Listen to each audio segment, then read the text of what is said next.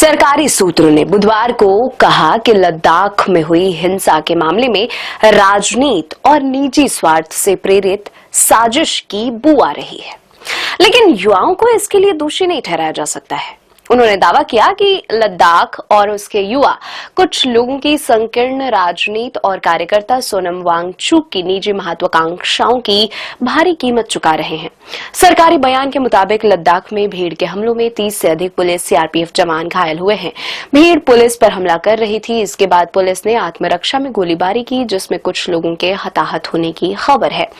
सूत्रों ने कहा कि हिंसा में शामिल लद्दाख के युवाओं को गुमराह करके राजनीति और निजी स्वार्थ के लिए एक भयावह साजिश में फंसाया गया। उन्होंने कहा कि केंद्र सरकार लद्दाख के लोगों के कल्याण और सशक्तिकरण के लिए प्रतिबद्ध है और युवाओं के साथ खड़ी है। सूत्रों ने कहा कि कांग्रेस नेताओं ने ऐसे बयान दिए जो पथराव, बंद और आगजनी के निर्देश जैसे लग रहे थे। सूत्रों ने कहा कि वे इतने तैयार कैसे थे। पूरे घटनाक्रम को देखते हुए राजनीति और निजी स्वार्थ से प्रेरित साजिश की बू आ रही है। उन्होंने कहा कि लद्दाख में स्थिति अपने आप नहीं बिगड़ी, बल्कि जानबूझकर बिगाड़ी गई। केंद्र शासित प्रदेश से संबंधित सभी मुद्दों पर चर्चा के लिए एबीएल और केडीए के साथ उच्चाधिकार प्राप्त समिति की 6 अक्टूबर को होने वाली बैठक का उल्लेख करते हुए सूत्रों ने कहा कि केंद्र सरकार ने बीपीएल द्वारा प्रस्तावित एचपीसी के नए सदस्यों को लेकर भी सहमति व्यक्त की है। सूत्रों ने कहा कि केंद्र सरकार बैठक को 6 अक्टूबर के बजाय 25-26 सितंबर को आयोजित करने पर विचार कर रही है। उन्होंने कहा कि दरअसल केंद्र सरकार हमेशा से बातचीत के लिए तैयार रही है और पहले भी 25 जुलाई को बातचीत का प्रस्ताव रखा गया था, लेकिन उसे सकारात्मक प्रतिक्रिया नहीं मिली थी। सूत्रों ने सवाल किया कि जब बातचीत खुले मन से तय की गई थी तो हिंसा किसके फायदे के लिए भड़काई गई। सूत्रों ने कहा कि सोनम वांगचुक लंबे समय से लद्दाख में अरब स्प्रिंग जैसे विरोध प्रदर्शन की इच्छा जताते रहे हैं। नेपाल में जनरेशन जेड के विरोध प्रदर्शनों का उनका संदर्भ अब एक ब्लूप्रिंट जैसा लगता है। क्या उन्होंने इस मंच का इस्तेमाल अपने निजी मुद्दों को छिपाने के लिए किया है, ताकि अब सामने आ रही कुछ गड़बड़ियों को छिपाया जा सके।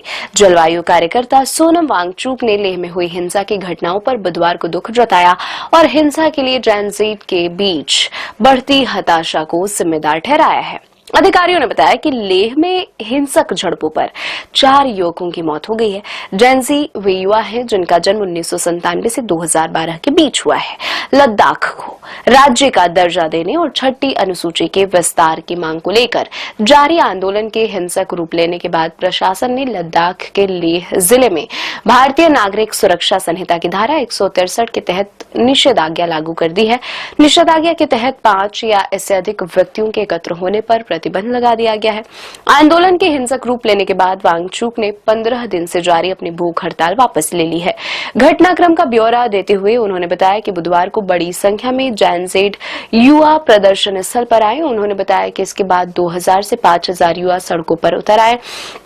वांगचुक ने कहा कि कल 2 लोगों को अस्पताल ले जाया गया। लगता है यही तात्कालिक कारण था। इसने युवा पीढ़ी को झकझोर दिया। लद्दाख के युवाओं ने मिलकर लद्दाख बंद का आह्वान किया और सभी लोग उस जगह इकट्ठा हो गए जहां हम अनशन पर बैठे हुए थे।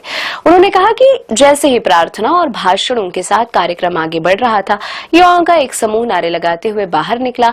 बाद में हमने सुना कि उन्होंने उत्पात मचाया, पुलिस के वाहनों और लेह स्थित भाजपा कार्यालय को आग के हवाले कर दिया। उन्होंने कहा कि आज जो हुआ वह बहुत दुखद है। ऐसा कहा जा रहा है कि 3-4 युवक मारे भी गए हैं।